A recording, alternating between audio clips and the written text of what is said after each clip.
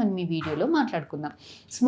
Tobacco consumption అంటే tobacco consumption smoking అనే కాదు, in any other form tobacco అనేది ఇంకే రూపకంగా తీసుకున్నా కూడా, అంటే గుట్కా, పాన్ ఇలాంటివి తీసుకున్నా కూడా టొబాకో ఫర్టిలిటీని డైరెక్ట్గా ఇంపాక్ట్ చేస్తుంది.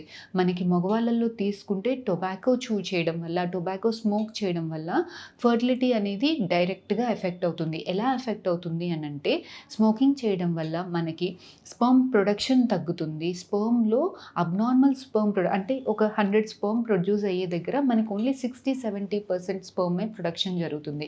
ఆ ప్రొడ్యూస్ అయిన స్పర్మ్ క్వాలిటీ కూడా చాలా చాలా తక్కువగా ఉంటుంది. దీని సైజ్, షేప్ చూసుకున్నా కూడా డబుల్ హెడ్ ఉండడము, టెయిల్ వంకరగా ఉండడం వల్ల ఈ స్పర్మ్ అనేది రిలీజ్ అయ్యాక ఎగ్ దగ్గరికి వెళ్ళేదానికి కూడా చాలా ఇబ్బందులు ఉంటాయి. మార్ఫలాజికల్‌గా అబ్నార్మల్ స్పర్మ్స్ ప్రొడక్షన్ అవ్వడం వల్ల మనకి ప్రెగ్నెన్సీ రావడానికి కూడా చాలా చాలా చాలా ప్రాబ్లమ్ అవుతుంది. సో ఇదే కాకుండా స్మోకింగ్ చేసినప్పుడు మన బ్రెయిన్ నుంచి ఏవైతే హార్మోన్స్ రిలీజ్ అవ్వాలో స్పర్మ్ ప్రొడక్షన్ నార్మల్‌గా ఉండేదానికి, అలాంటి హార్మోన్స్ ప్రొడ్యూస్ అయ్యే ఛాన్సెస్ కూడా చాలా తక్కువైపోతుంది. అదే కాకుండా మేల్స్‌లో మెయిన్ హార్మోన్ టెస్టోస్టెరాన్ హార్మోన్ ఏదైతే ఉంటుందో, స్మోకింగ్ చేయడం వల్ల టెస్టోస్టెరాన్ హార్మోన్స్ అనేవి చాలా తక్కువవుతాయి. ఇలా హార్మోన్స్ తక్కువగా ఉన్నప్పుడు భార్యాభర్త కలిసేదానికి ఇబ్బంది ఉంటుంది. స్పర్మ్ ప్రొడక్షన్‌లో ఇబ్బందులు